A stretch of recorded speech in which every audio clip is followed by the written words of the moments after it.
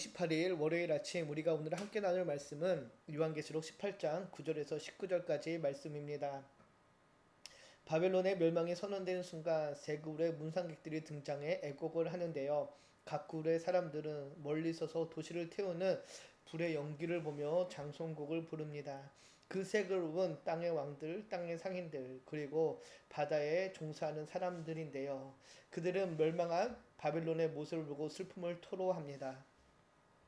먼저 9절에서 10절까지는 땅의 왕들의 애곡이고요. 11절에서 17절까지는 땅의 상인들의 애곡, 그리고 17절에서 19절까지는 바다에서 일하는 사람들의 애곡인데요. 우상 숭배적인 경제 제도와 결탁하여 번성하는 자들이 바벨론의 멸망 속에서 자기 자신의 경제적 몰락을 보기 때문에 애통하는 것을 오늘 본문은 강조하고 있습니다. 먼저 본문을 통해 자세히 좀 보도록 하겠습니다. 먼저 9절에서 10절은 땅의 왕들의 애곡인데요. 땅의 왕들이 함께 음행하던 바벨론이 불타 멸망하는 모습을 보고 울며 가슴을 칩니다. 그들은 화이또다 큰 성 견고한 바벨론을 부르며 심판이 1시간 만에 닥쳤다고 애통해 하는데요. 그들은 바벨론의 고통이 자신들에게 미칠까 두려워하며 거리를 두고 애곡을 하고 있습니다. 그들은 바벨론과 함께 음행하고 사치하던 자들인데요. 그들은 바벨론의 멸망을 보며 자신들에게 화가 미칠까 두려워하며 애통해하고 있습니다. 10절을 보면은 가까이 가지도 못하고 멀리서 바라보며 두려워하지요. 이것이 세상 사람들의 모습입니다. 세상은 이익이 있을 때는 친하고 위기에 처하면 거리를 두는 모습을 보이죠. 그리고 11절은 땅의 상인들의 애곡인데요. 땅의 상인들이 그를 위하여 울고 애통하는 것은 다시 그들의 상품을 사는 자가 없음이라.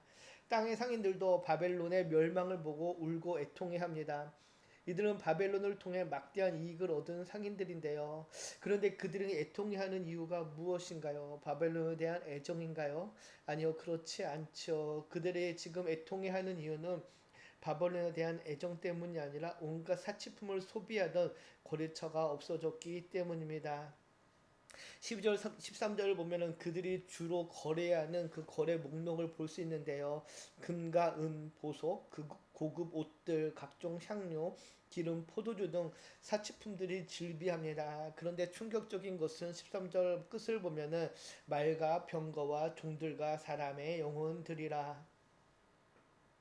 그들은 돈을 벌 수 있다라면은 노예 무역과 사람들의 영혼까지도 판매의 대상으로 간주했습니다.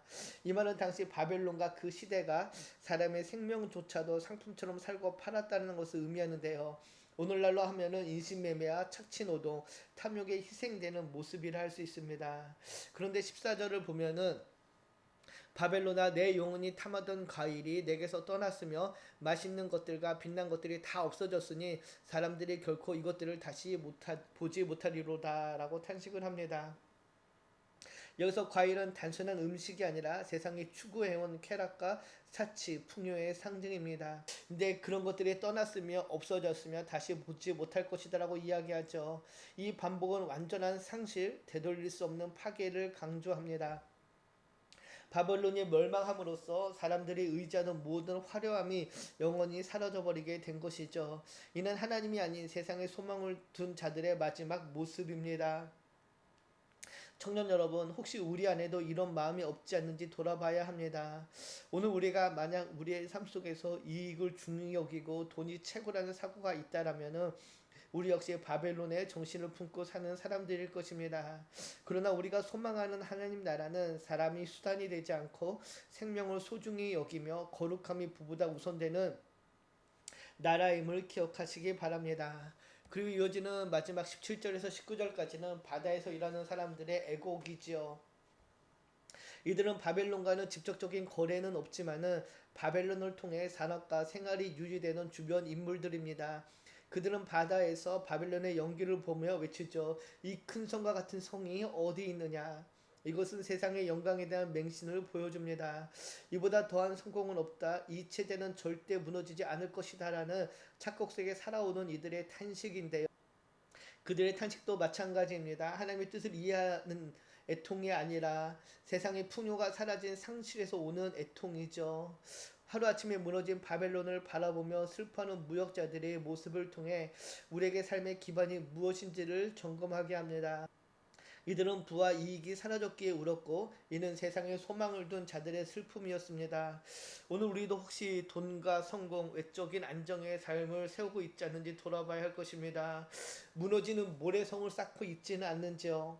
그러나 하나님의 심판은 반드시 임하고 세상의 화려함은 결국 사라질 것이기에 우리는 영원히 무너지지 않는 반석 대신 예수 그리스도 위에 인생을 세워야 할 것입니다.